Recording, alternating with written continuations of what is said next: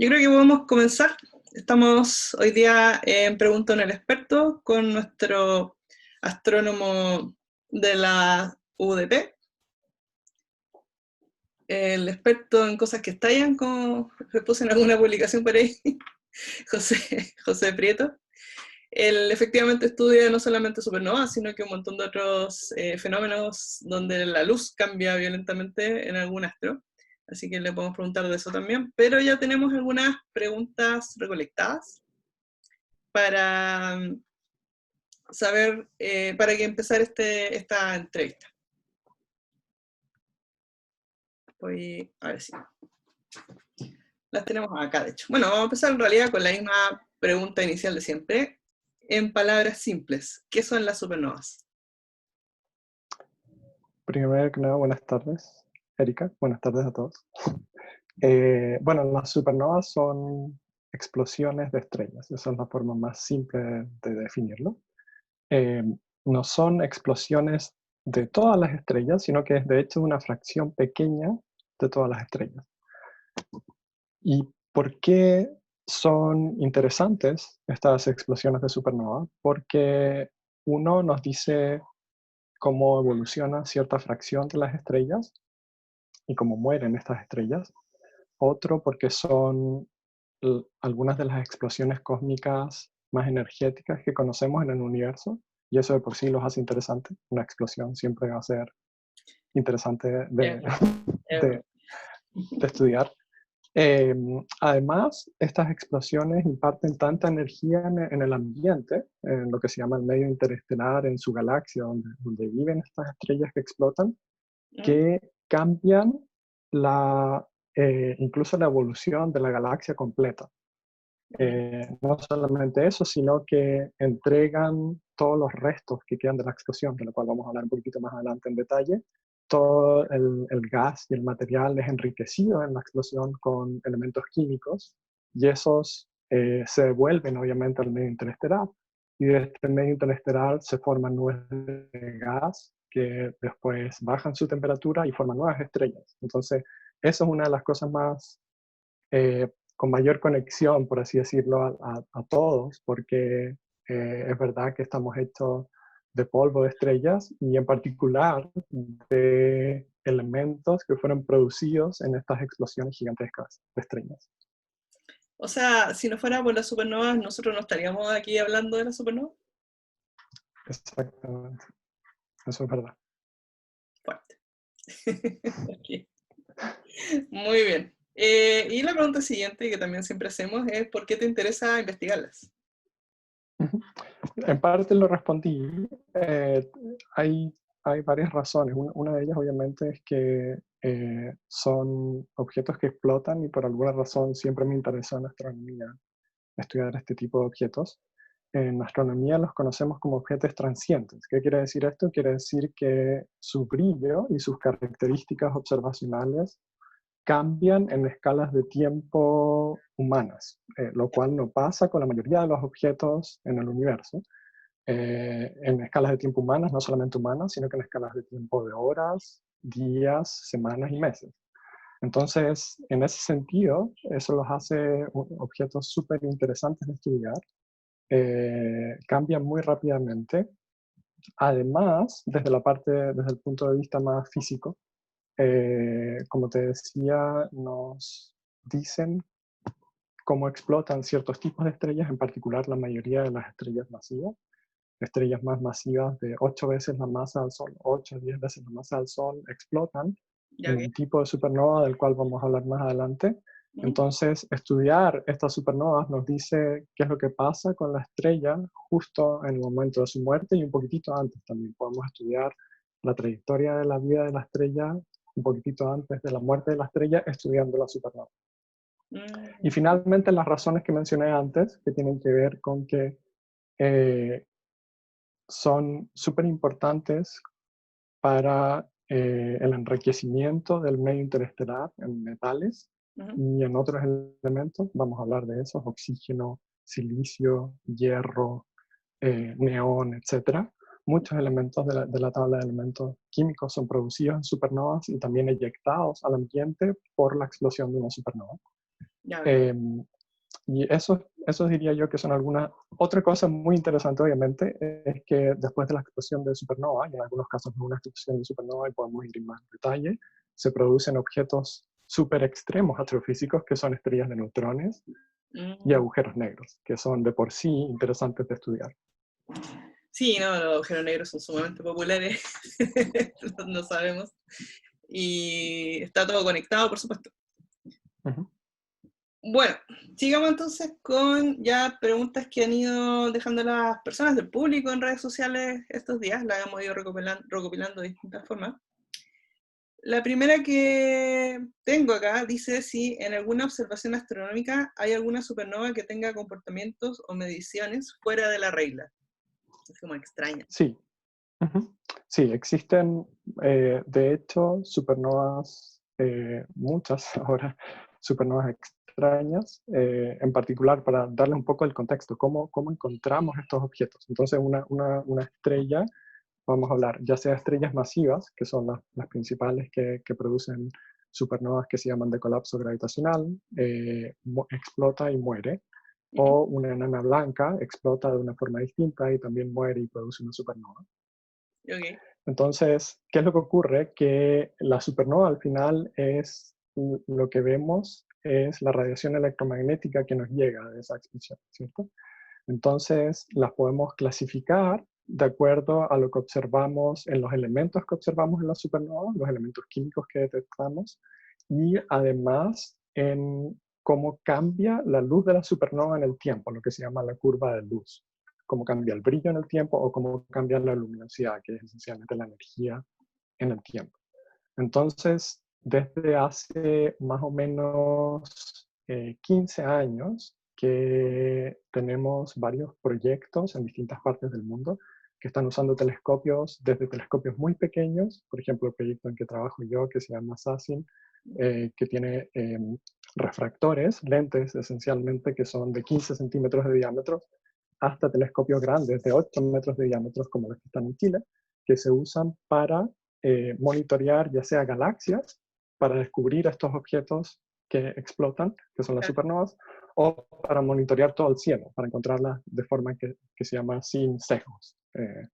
Entonces, desde hace 10 o 15 años que tenemos, cada año descubrimos miles de supernovas por distintos proyectos, Ujú. y obviamente ahora muchas de ellas no encajan, o hemos empezado a crear nuevas cajitas para poder subclasificarlas, dependiendo de los elementos que observamos, dependiendo de, por ejemplo, las velocidades del material a la cual se expande en el ambiente, Ujú. y dependiendo también de cuáles son sus luminosidades. Yo en particular estoy más interesado en estas supernovas extrañas, las que son de baja luminosidad, es decir, que emiten poca energía, ¿Ya?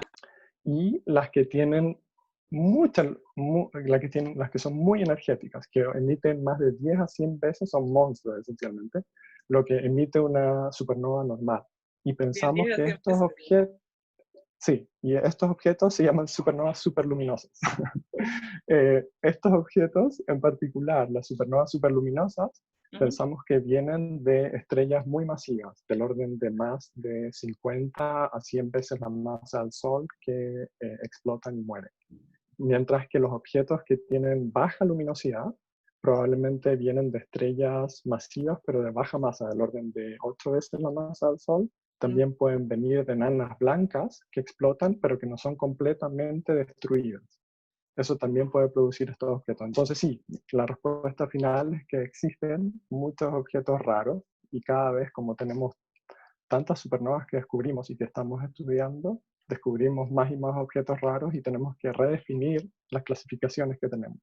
Y para muchos de ellos, de estas subclasificaciones que tenemos, de hecho no sabemos específicamente y físicamente qué es lo que está pasando. Y eso igual lo hace súper interesante. Claro que sí, ciertamente. Bueno, estoy viendo que la transmisión se ve pausada, pero me parece que el sonido es continuo, así que recién activé los comentarios, así que si alguien quiere decirnos algo por comentario nos puede decir. Y de todas formas, Camilo, nuestro estudiante de doctorado, está atento a anotar las preguntas que vayan poniendo por comentario. Bueno, Acá hay una pregunta que es preocupante.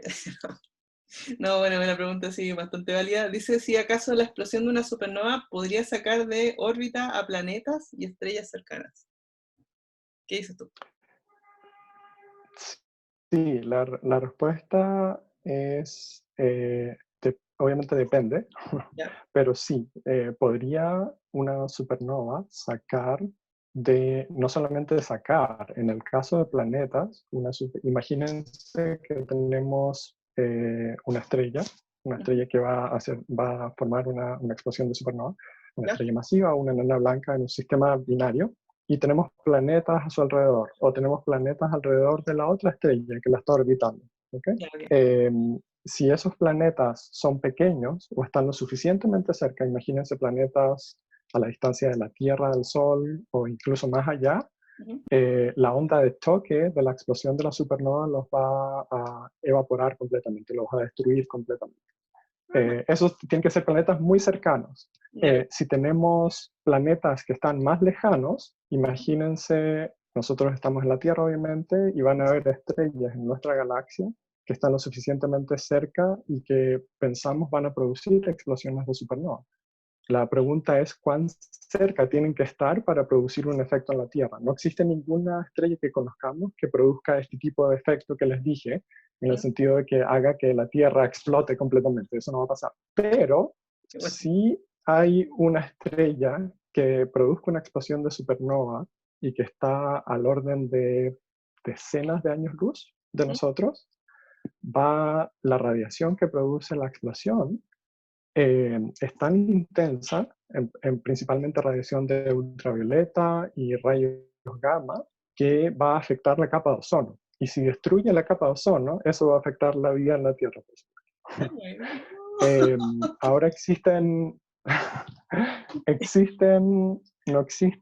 ahora no tenemos candidatos a estrellas que vayan a explotar a supernovas que estén lo suficientemente cerca como para producir esto. ¿Okay? Ya, ok. Entonces no hay que preocuparse por ahora. Ya no, no van a Eh, terminar así este año, la, ¿no? Que ya tenemos suficiente. exacto. Eso. La otra parte de la pregunta que me hacías con respecto a, ok, otro efecto que podría pasar si los planetas están más lejos, sin producir están más lejos, pero están orbitando ya sea el progenitor de la supernova, la estrella que va a producir la supernova o una estrella compañera en un sistema binario, lo que puede hacer es que puede eyectar el planeta del sistema. Si está lo suficientemente lejos, va a Ya, cambiar la órbita completa, obviamente, la energía de la explosión, y lo ya. eyecta. Entonces, ese planeta ya no va a tener una estrella en la cual esté orbitando, sino que va a ser un planeta de estos que están flotando, que de hecho se han descubierto algunos de esos. Planetas errantes. Eh, exacto. Y con respecto a estrellas, estrellas pensamos que no pueden ser destruidas por la explosión de una supernova cercana, ¿Ya? pero sí afecta las órbitas que tienen. Entonces, la estrella, por ejemplo, puede ser eyectada del sistema a grandes velocidades eh, o también se puede mantener orbitando a menores velocidades, pero sin duda va a cambiar un poco la órbita de la estrella. Además que el impacto de la onda de choque en la estrella también va a producir un efecto en la estrella. Por ejemplo, puede sacar un poquitito de masa de la atmósfera de la estrella. Y eso eventualmente lo podríamos observar. Y lo hemos observado. ¿Lo han observado? Exacto, sí. Hemos observado el efecto de la onda de choque en una estrella cercana. Para una estrella cercana me refiero a una estrella que esté orbitando más o menos a distancias que son del orden de distancias del sistema solar o un poquitito más allá. Pero estrellas del orden de años luz realmente no va a producir un efecto grande Ya, ya. en esas estrellas. Ujú. Ok. Muy bien. No, no nos van a matar una supernova en un corto plazo, por lo menos. Muy bien. Ya miren, aquí hay una pregunta donde la persona que preguntó reconoce que siempre se pierde con esta. Dice, ¿cuál es la diferencia entre una supernova y una nebulosa? Ok. Eh, la nebulosa es cuando hacemos observaciones astronómicas, una nebulosa es simplemente una nube de gas que puede ser iluminada o no por estrellas cercanas o por objetos cercanos, de distintas formas. Ok. Entonces existen distintos tipos de nebulosas. Existen nebulosas que las observamos donde se están formando estrellas nuevas, donde tenemos regiones de formación estelar en nuestra galaxia. Hay nebulosas de formación estelar. Un ejemplo obvio es la nebulosa de Orión, Claro. Messier 42. Otro A ver, ejemplo, la nebulosa de Carina, la nebulosa del Águila, la famosa del Hubble Space Telescope, del ujú, telescopio espacial Hubble. Esa es una nebulosas, perdón, que son regiones de gas y polvo en las cuales se están formando estrellas. Y las estrellas nuevas están iluminando las nubes de gas. Existen otros tipos de nebulosas que no son relacionadas a formación estelar, que son las famosas nebulosas planetarias. Y ujú, las nebulosas planetarias no tienen nada que ver con planetas, como tú sabes, pero se ujú. relacionan a la muerte de estrellas como el Sol. Cuando el Sol, pensamos en 5.000 millones de años más, va a evolucionar, va a ser una gigante roja, una estrella súper grande.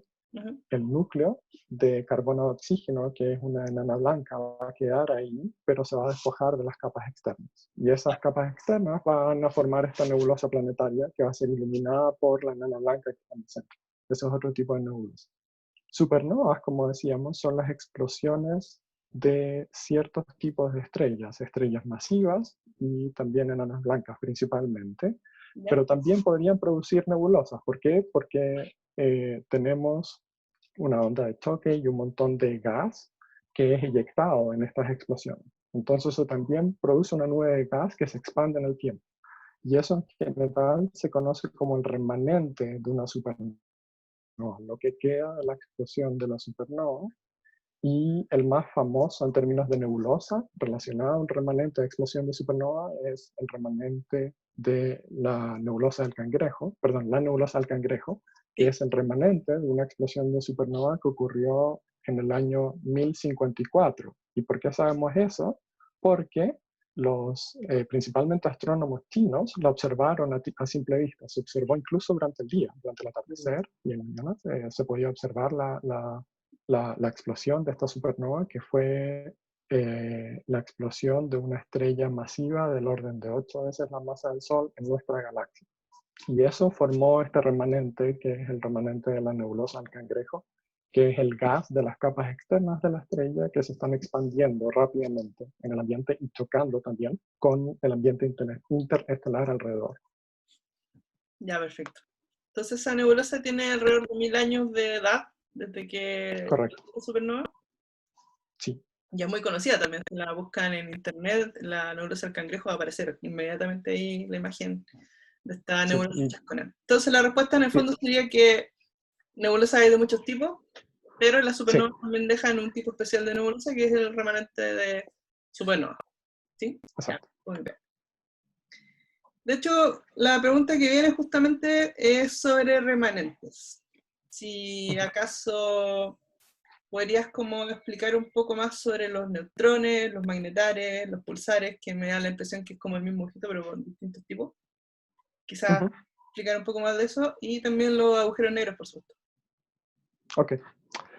Ok, entonces para explicar esto tengo que hablar un poquitito más en específico de supernovas que vienen de explosiones de estrellas masivas, de estrellas masivas. Entonces, si una estrella que tiene más de aproximadamente 8 veces la masa del Sol, sabemos que inevitablemente al final de su vida, una vez que termina de fusionar hidrógeno, helio, carbono, oxígeno, neón, magnesio, silicio en el núcleo, queda con un núcleo inerte de hierro. El hierro es un elemento especial en la tabla de elementos porque no produce energía por fusión. Entonces, ¿qué es lo que ocurre? La estrella, que está sostenida por estas reacciones nucleares de fusión de átomos, de hecho de los núcleos de los átomos que se producen en el centro a grandes temperaturas y densidades, eso produce mucha energía y eso está combatiendo con la gravedad que tiende a colapsar la estrella, obviamente. Entonces, eso siempre está en equilibrio durante toda la vida de una estrella como el Sol, por ejemplo, está en equilibrio, y en una estrella masiva también, hasta que tienen este núcleo de hierro al final de la vida de esta estrella masiva. Oye, ¿y ese Entonces, núcleo como para ir imaginando esto, ese núcleo de hierro sería como un núcleo metálico, o sería otro tipo de, no sería de metal hierro, ¿cierto? Sería como los No, núcleos no, del no, hierro, no, no, no. Exacto, plástico, nos tenemos que imaginar el metal, el hierro como metal, ya. sino que realmente es un gas y es un plasma, y no es el núcleo, sino que no es, perdón, el átomo completo rodeado de sus electrones, sino que es el núcleo del átomo. ¿Ok? Ya, Son núcleos de principalmente los hierro, protones y los neutrones, exacto, y alrededor tenemos electrones libres. ¿Por qué? Porque las temperaturas son muy altas, no podemos mantener los núcleos pegados, eh, pegados con los electrones, los núcleos de los átomos. Entonces ese es lo que tenemos, y eso, como les decía, el hierro es especial, no puede producir energía por fusión, entonces es inestable. ¿Y qué es lo que ocurre inevitablemente? Eso lo sabemos por física fundamental desde hace bastante tiempo ya, que el núcleo tiene que colapsar. El núcleo de hierro, que es del orden del tamaño de la Tierra, imagínense la masa más o menos de una vez la masa del Sol en el tamaño de la Tierra, es decir, es algo así como una enana blanca, pero con este núcleo de hierro. wow. Ese núcleo colapsa, y colapsa en una fracción de segundo. Y colapsa dependiendo ahora del tipo de estrella masiva en la cual el núcleo colapse. Ese núcleo principalmente va a colapsar a un objeto súper denso, que es lo que se llama una estrella de neutrones. ¿Okay? Y eso, de ahí viene tu pregunta. Una estrella de neutrones se produce justo en el colapso y justo antes del colapso del núcleo, porque los protones y los electrones se juntan y producen neutrones y neutrinos, que son estas partículas subatómicas que se alejan rápidamente, ¿Ya? que se alejan a la velocidad de la luz. Entonces eso produce este objeto, este núcleo de la estrella de hierro que colapsó a esta estrella principalmente de neutrones. Y esa estrella de neutrones es tan compacta, e imagínense, es algo así como el núcleo de un átomo, pero del tamaño de una ciudad. Oh, Y al el revés. tamaño de una ciudad me refiero en la densidad. Es tan Ah, denso que es la densidad del núcleo del átomo, pero en 20 kilómetros de radio. Eso es una estrella de neutrones. y una vez Eh, leí en alguna parte que la densidad era así como 1000 toneladas por centímetro cúbico. ¿Tienes es, algún gigan- dato? es gigantesca. Una de las cosas típicas que uno dice, es de esto más que eso, eh, que ¿cómo se llama? Una cucharadita de material de estrella de neutrones pesa tanto como el monte Everest. Es decir, una cuestión realmente densa. La única cosa más densa en el universo que eso es un agujero negro, para que se imaginen. ¿Okay? Ya, ok. Entonces, pensamos que en la mayoría de las estrellas masivas esto es lo que va a pasar, el núcleo de hierro va a colapsar a una estrella de neutrones muy compacta en el centro. ¿Y qué es lo que pasa cuando colapsa? Las capas externas obviamente no tienen el sustento de presión que tenían antes, ¿Ya? y empiezan a colapsar. Las capas externas del núcleo empiezan a colapsar. La estrella de neutrones es tan densa que en la mayoría de los casos lo que va a pasar es que estas capas externas, bueno, externas al núcleo, van a chocar con este material denso y van a producir una onda de choque hacia afuera. Entonces, la supernova del colapso del núcleo de una estrella masiva realmente empieza como una implosión del núcleo, es una Claro, implosión, y impresión. después, exacto, y después es una explosión de las capas externas, porque la onda de choque se aleja y trata de salir de la estrella. Y de hecho, existe todavía un montón de incertezas en qué es lo que pasa después, pero pensamos que eventualmente esta onda de choque sale y hace que la estrella explote completamente. ¿Qué es lo que queda en el centro? Como les decía, una estrella de neutrones, que es este objeto compacto, masivo, del orden de una vez hasta 2 veces la masa del Sol, Ujú. muy denso, con campos magnéticos muy altos. Eso es lo que es una estrella de neutrones. Oye, una Eso va a pasar en la pregunta mayoría, ¿verdad? lo que pasa es que yo tenía entendido que la cosa era al revés, que eran las capas externas las que implotaban, por así decirlo, porque ya no tenían la presión de radiación de la fusión.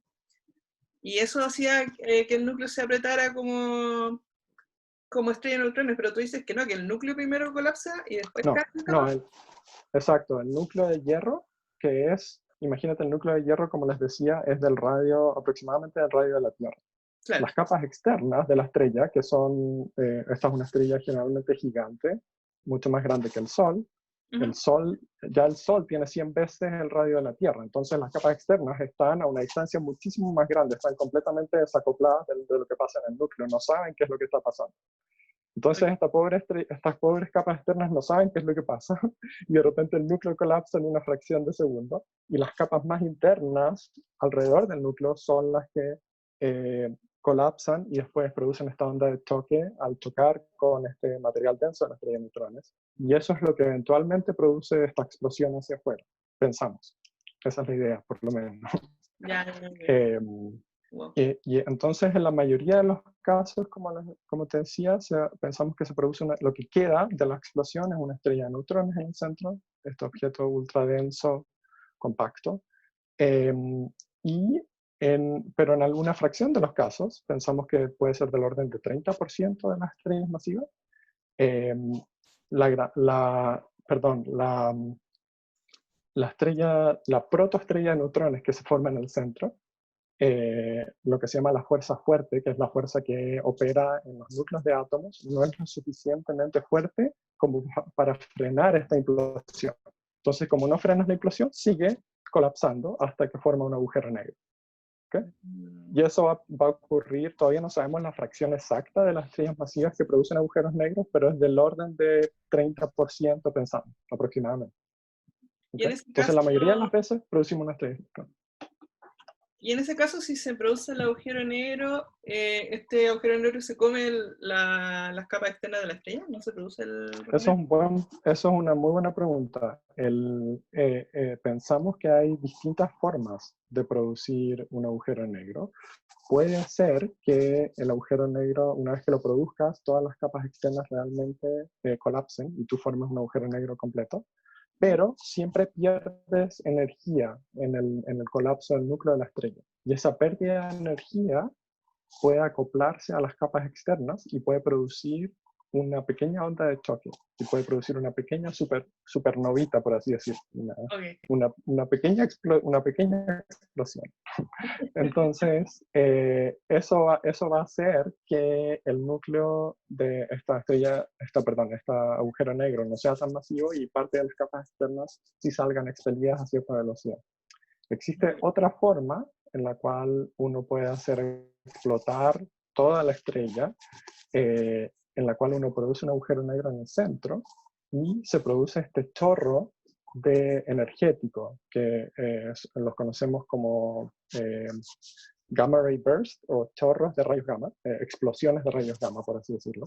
Y este chorro que se produce en una dirección también va a producir la explosión de la estrella masiva externa y en el centro se puede producir un agujero negro. Pero esos objetos son muy raros comparados con la mayoría de los agujeros negros como los producimos.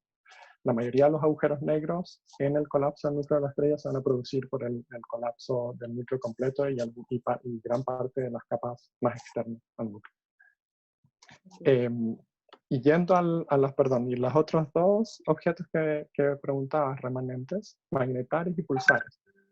Magnetares y pulsares son estrellas de neutrones, pero las propiedades esencialmente son un poquitito distintas para magnetares y los pulsares tienen la gracia que son más fáciles de detectar, son estrellas de neutrones que son más fáciles de detectar. Entonces la idea es que la estrella de neutrones, el núcleo de esta estrella masiva cuando colapsa, forma campos magnéticos muy grandes. Las estrellas de neutrones todas tienen campos magnéticos súper altos, muchísimo más altos, cientos de millones de veces más altos que los campos magnéticos en la Tierra, por ejemplo, o en el Sol, en la superficie del Sol. Yeah. En los magnetares, el campo magnético es 1000 veces mayor que en una estrella de neutrones normal. ¿Okay? Yeah. Y todavía no sabemos muy bien cómo producimos un magnetar, pero son esencialmente estrellas de neutrones supermagnetizadas, con los campos magnéticos más grandes que conocemos en el universo, estos magnetares. Puede ser que estrellas más masivas, que cierta masa, produzcan más magnetares que estrellas de neutrones en el núcleo de la estrella cuando se produce la explosión. Puede ser que por la energía de la explosión uno tienda a producir más un magnetar que una estrella de neutrones, También puede ser que una fase de la vida de ciertas estrellas de neutrones sea un magnetar. Todas esas respuestas pueden ser. Ok. Eh, y los pulsares son estrellas de neutrones que los podemos detectar porque, como decía, el campo magnético es súper alto Ujú. y muchas veces el campo magnético no está, el eje del campo magnético, tal cual la Tierra, no está alineado con el eje de rotación. Ya, En la perfecto. Tierra pasa eso. Sí, pasa. Entonces, ¿qué es lo que No, ocurre? Que como el eje no, exacto, están desalineados, este es el eje de rotación y este es el eje del campo magnético, están ujú. desalineados y en estas líneas de campo magnético se emiten un montón de partículas. La estrella de neutrones no solamente obviamente está compuesta de neutrones, aunque el nombre lo dice, está compuesta también de protones y electrones. Y Ah, estas partículas cargadas producen emisión de radiación en el cono, este ya, cono. ok. Y como este objeto está rotando rápidamente, Claro. si el cono de radiación pasa por la Tierra, es algo así como un faro. Si pasa por la Tierra, entonces nos va a apuntar y lo podemos detectar como un objeto que varía en sus, principalmente en longitudes de onda de radio, en escalas de tiempo de segundos o incluso milésimas de segundo. Por ejemplo, eh, la nebulosa del Cangrejo tiene un pulsar en el centro, en la Ujú. estrella de neutrones que quedó el colapso del núcleo de la estrella masiva, y ese rota 30 veces por segundo. 30 milisegundos es el periodo de rotación. Wow. Ujú. Oye, ¿y eso? Entonces, ¿Y el de la nebulosa del Cangrejo pasa por nuestro punto, por nuestra línea de visión? sí, por eso lo podemos detectar. Si no pasara este cono de radiación, si no pasara, no lo podríamos detectar como un pulsar. Y en general, las estrellas de neutrones que detectamos en nuestra galaxia son pulsares, la mayoría, la gran mayoría. Eh, Podemos detectar estrellas de neutrones de otras formas, pero es más difícil. Ya ve. Ah. Bueno, entonces pulsar es solamente el hecho de que este rayo pase por nuestro punto de línea de visión y lo podamos detectar, pero Sí, otras correcto. estrellas de neutrones también podrían tener este mismo efecto, no pasar por nuestra zona No lo y detecta. no lo llamamos pulsares. Exacto. Ujú. Ya, perfecto. Muy bien. Oye, pero una pregunta mía, ¿estos pulsares tienen que tener campos magnéticos muy fuertes? ¿Son magnetales también o puede ser estrellas de neutrones normales, entre No, comillas? no. En general, la mayoría de los pulsares no son magnetares. Tienen campos magnéticos fuertes, pero no del orden de 10 elevado a 14 Gauss, que es el campo 10 elevado a 15 Gauss, que es el campo magnético de un magnetar. Las estrellas de neutrones entiendo que los campos magnéticos son del orden de desde 100 millones de Gauss. eh, una cosa, un Gauss es la medida del campo magnético de la Tierra, Ah, ok. para que tengan una idea. Ya la El campo dije. magnético del Sol llega desde algunos Gauss hasta algunas decenas, cientos de Gauss en regiones que son más activas de la superficie del Sol. Ya. Pero estos objetos, el campo magnético son muchísimo más grandes. Entonces una estrella de neutrones, un pulsar normal, tendría desde el orden de 100 millones hasta 10.000 millones de veces el campo magnético de la Tierra. El magnetar es 100.000 veces eso. Wow. Ok. Qué loco. Ya. Bueno, entonces yo creo que ahí la pregunta quedó bien respondida. Hablemos de todos esos tipos. Ah, agujeros negros, no sé si quieres. En el fondo sería como ya este caso que mencionaste, donde la estrella. Eso tiene que ver con la masa de la estrella, ¿cierto? Que si la estrella es más masiva todavía, podría generar un agujero negro, sería el 30% de la estrella. De esta forma, Sí, por lo menos. sí, Pero hay otra exacto. forma. Hay... Dime. El, perdón, sí, está relacionado con la masa de la estrella, pero desde hace algunos años sabemos que no es solamente la masa, también depende de cuál es la estructura de la estrella justo por sobre el núcleo. Ah, Entonces, si la estrella tiene lo que se llama un perfil de densidad, es decir, si tiene más materia más agrupada al núcleo, ujú. eh, va a ser más difícil de producir este agujero negro que si es que no.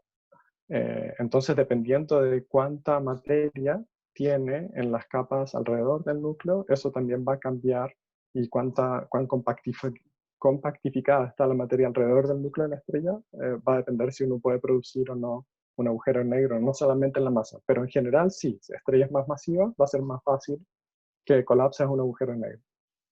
Oye, ¿y esos detalles de la compactificación que dijiste recién, los sacan de Ujú. modelos o los pueden observar también en explosiones de supernova?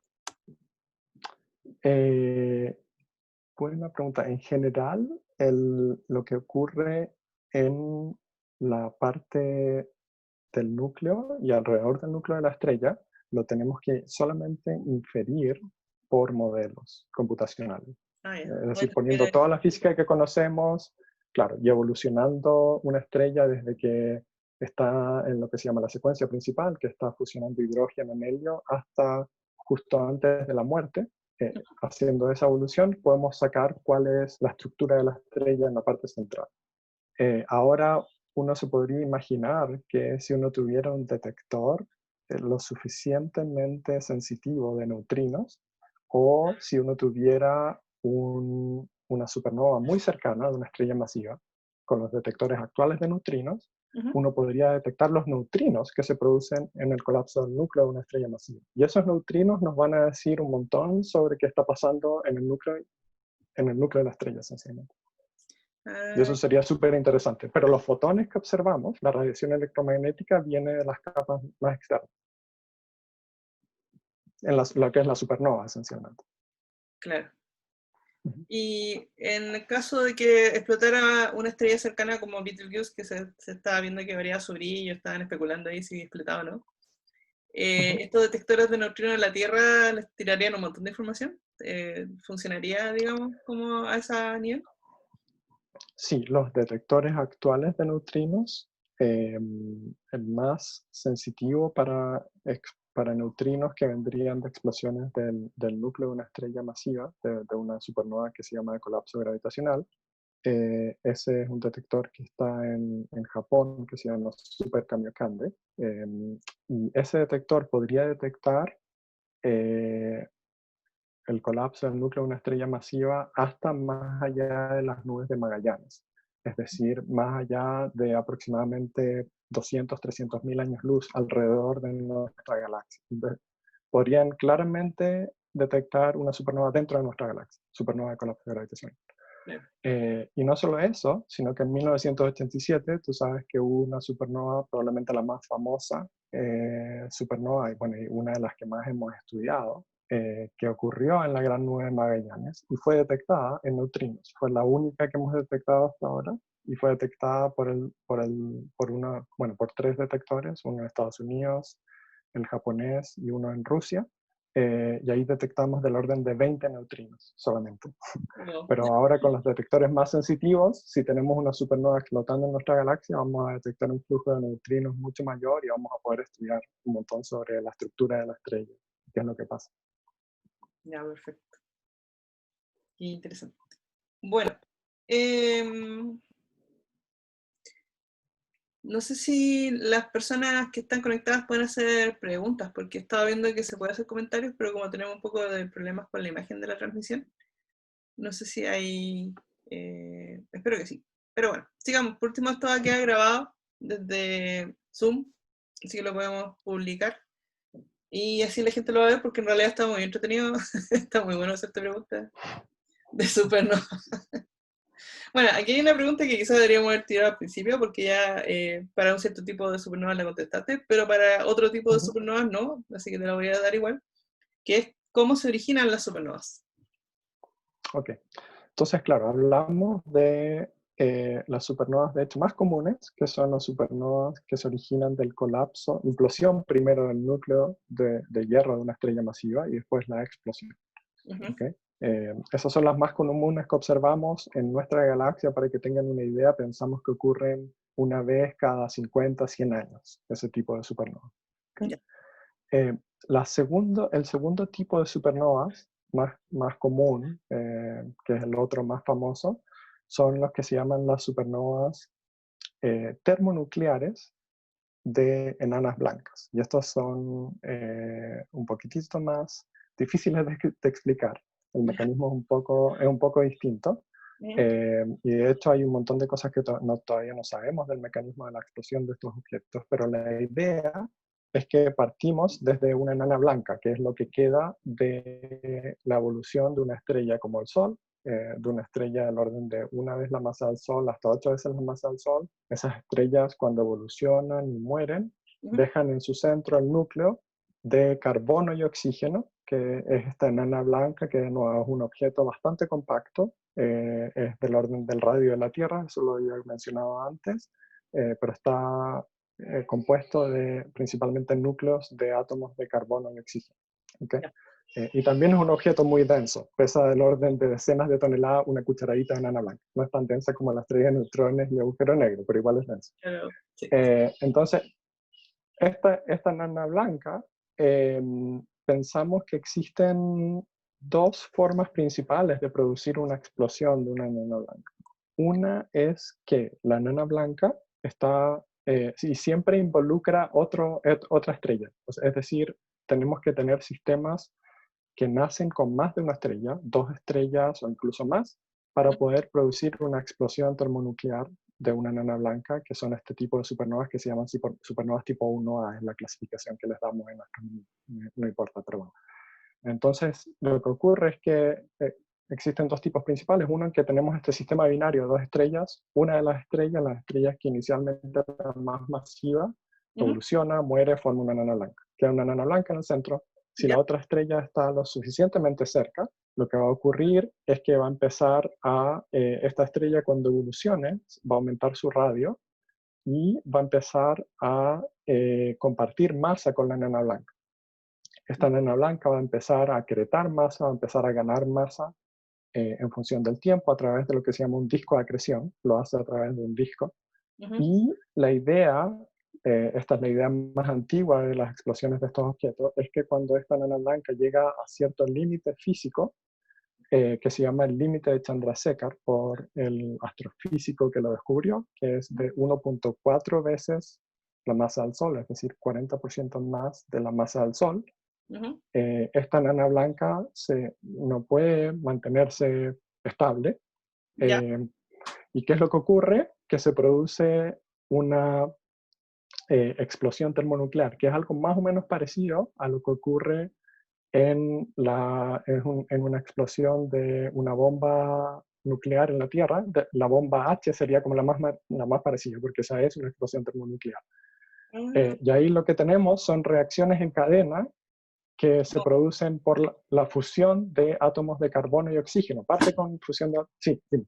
Eso te iba a preguntar. En el fondo sería una bomba de hidrógeno porque estaría generándose fusión, pero demasiado rápido.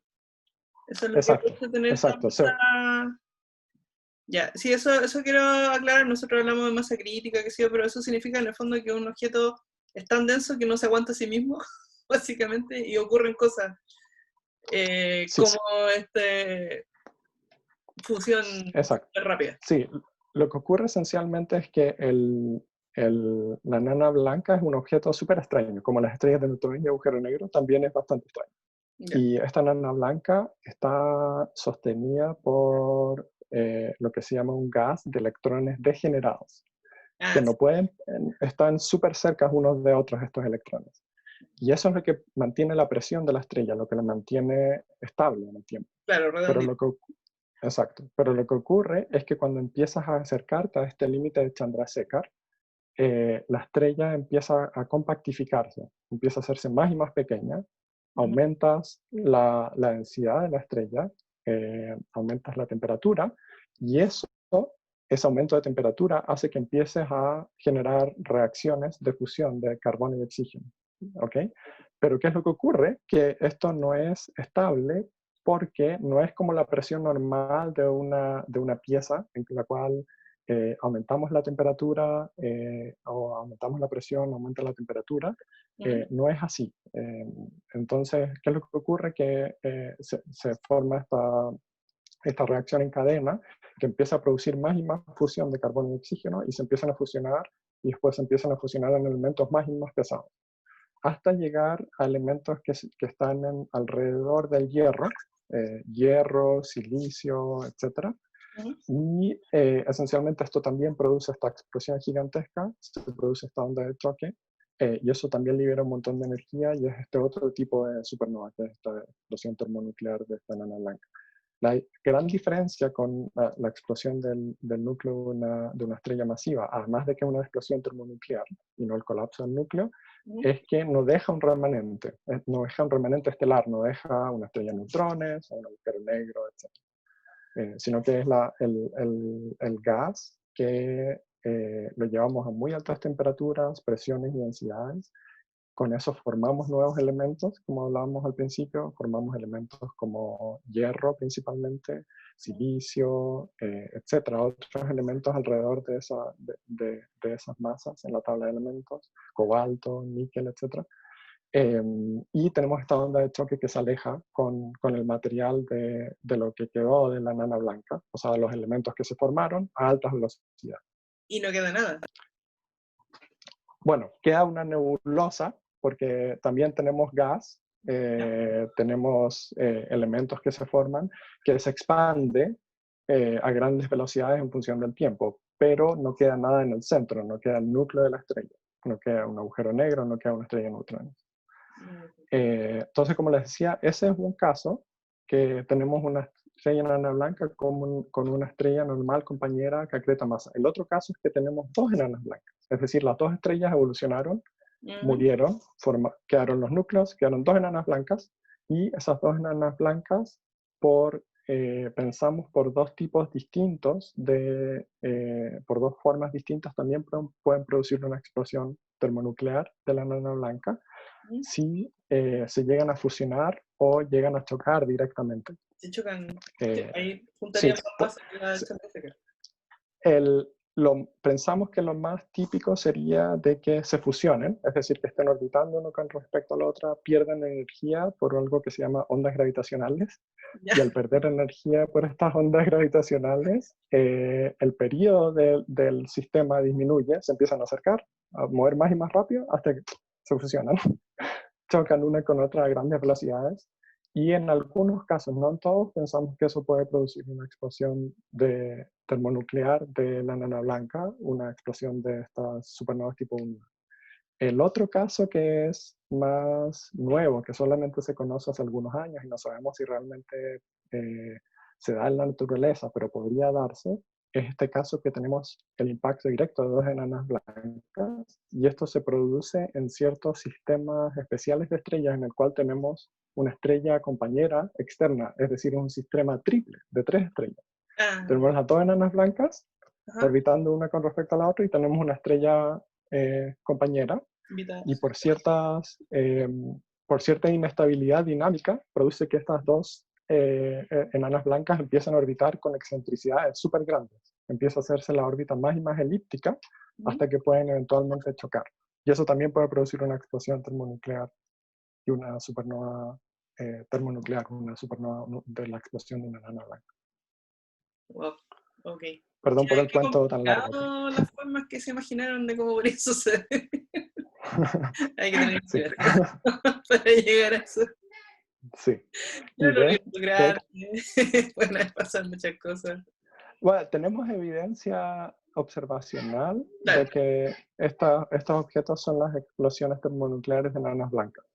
Pero hay un montón de cosas interesantes que no sabemos sobre estos objetos, y en particular lo que te decía, que podemos tener estas dos formas de hacerla explotar, y puede que haya otra forma que todavía no hemos descubierto. Entonces no tenemos tan... yo diría que el mecanismo de la explosión se conoce menos que el mecanismo de la explosión de estrellas del núcleo de una estrella masiva. Pero en ese caso también hay algunas incertezas que no sabemos.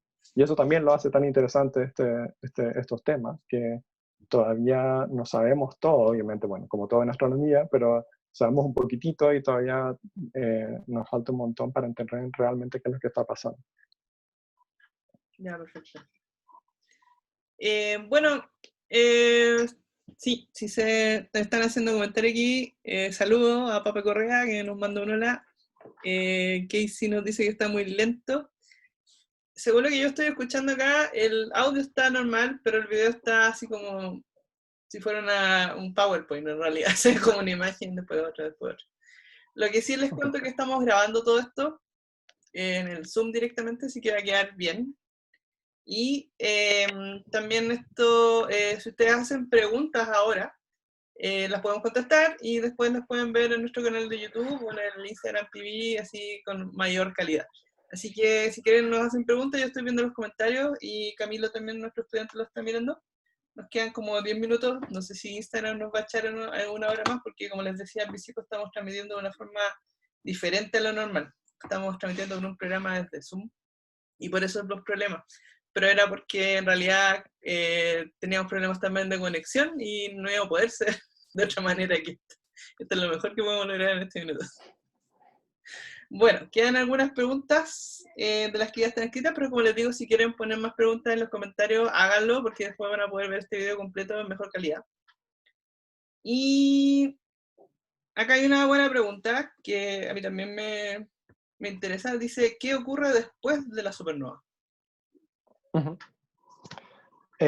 Ok, ¿qué es lo que ocurre después? Bueno, creo que hemos comentado un poco qué es lo que ocurre, los pasos de cómo ocurren las explosiones de supernova. ¿Qué es lo que pasa después? Esencialmente es que el gas que está moviéndose a altas velocidades em, se forma este remanente de supernova. Eso es lo que pasa inicialmente, forma esta nebulosa que es un remanente de supernova con gas que se está moviendo del orden de miles de kilómetros por segundo, que son velocidades muy, muy, muy altas. Eh, y lo que ocurre, no sé si por ahí va la pregunta, pero una forma de responderla es que el gas que era parte de la estrella, en el caso de estrellas masivas, y que además fue enriquecido por la producción de nuevos elementos durante las supernovas que se producen porque las temperaturas y las densidades son muy altas, son condiciones físicas muy especiales en el universo. Ese gas que está enriquecido en metales y en nuevos elementos se devuelve a lo que se llama el medio interestelar, es decir, el medio entre estrellas en una galaxia, las nubes de gas. Ese gas es muy caliente inicialmente, tiene del orden de millones de grados, y de hecho en el momento de la supernova misma, cuando ocurre, son miles de millones de grados, es demasiado caliente, se enfría rápidamente a la vez que se expande. Este remanente de supernova se expande en el tiempo a velocidades bastante altas, se enfría. Los remanentes de supernovas que vemos ahora en nuestra galaxia los observamos en longitudes de onda, por ejemplo, de rayos X, bueno, desde óptico, radio, rayos X, pero en rayos X es donde nos muestra la temperatura del gas más caliente y ese gas está emitiendo a temperaturas de 1.000.000 de grados, todavía. Todavía, la que tiene Eh, un año está con 1 millón de grados. exacto, sí, sí. Incluso 1.000.000 o un poquitito más en términos de la temperatura por los rayos X. Entonces, ese gas se sigue enfriando, se sigue expandiendo, hasta que eventualmente se combina con el gas del medio interestelar. Y lo que hace es súper importante porque enriquece en elementos nuevos y en elementos pesados al gas interestelar. Y de este gas interestelar, una vez que se enfría lo suficiente, ese gas va a formar nubes que se llaman de hidrógeno neutro y de hidrógeno molecular, y esas nubes son las que finalmente forman nuevas estrellas. Entonces, ese es como el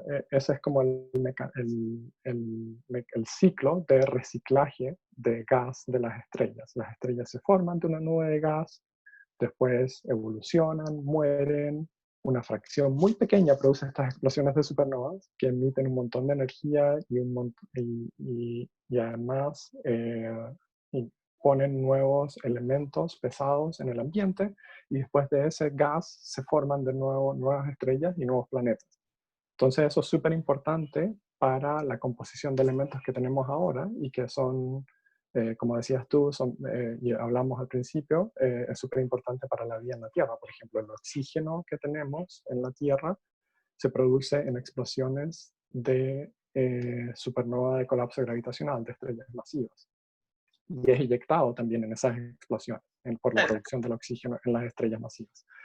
Por otro lado, el hierro se produce más o menos de igual cantidades en explosiones de estrellas masivas y explosiones de estrellas de baja masa, explosiones termonucleares y colapso del núcleo de estrellas masivas. Ah, ya, Pero todo eso, el hierro se produce principalmente en la explosión de supernovas misma. El níquel, el cobalto también, el zinc, etcétera. Muchos de estos elementos se producen en las explosiones de supernovas. Y el hierro, como todos sabemos, es componente muy importante de los glóbulos rojos en la sangre, etcétera, etcétera. Entonces, realmente es parte de nuestra vida, estos elementos químicos.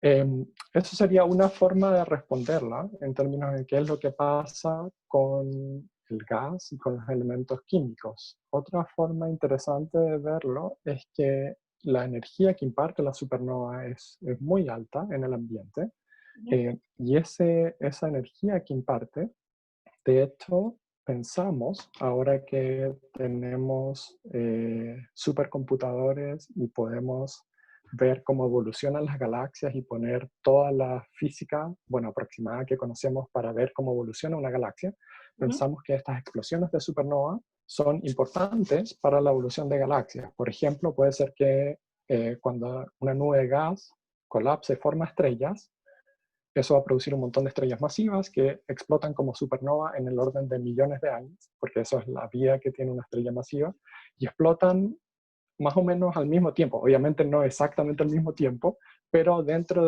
de un espacio de millones de años, que es un espacio de tiempo muy corto en términos astronómicos. Sí. Y eso hace que todas estas explosiones de supernova imparten un montón de energía en el ambiente y pueden destruir esta nube de gas completamente. También pueden ejercer presión en nubes de gas que están un poquitito más lejos, cercanas, y pueden llegar a producir formación estelar en esas nubes de gas. Ok. Ya. O sea, como Entonces, que realmente, acaban la formación estelar cerca, pero la pueden, ¿cómo se llama? exacto, Gatillar lejos.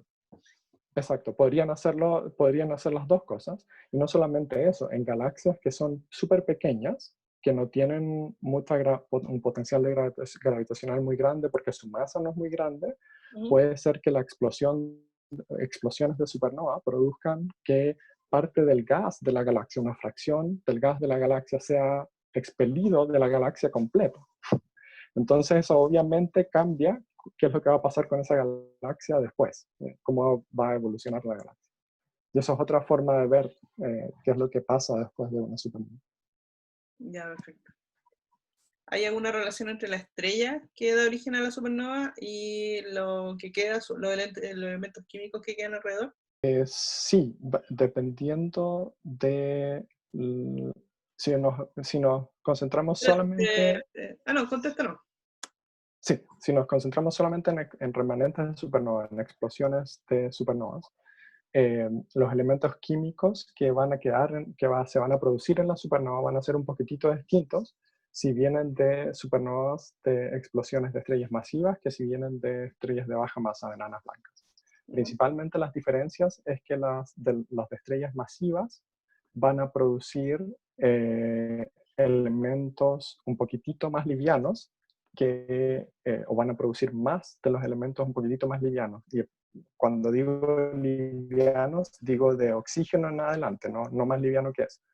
Pero van a producir, por ejemplo, harto oxígeno, mientras que las supernovas de explosiones de estrellas de enanas blancas de baja masa van a producir más de los elementos que están cerca del hierro en la tabla de elementos. Hierro, eh, eh, silicio, cobalto, etcétera, manganeso, etcétera.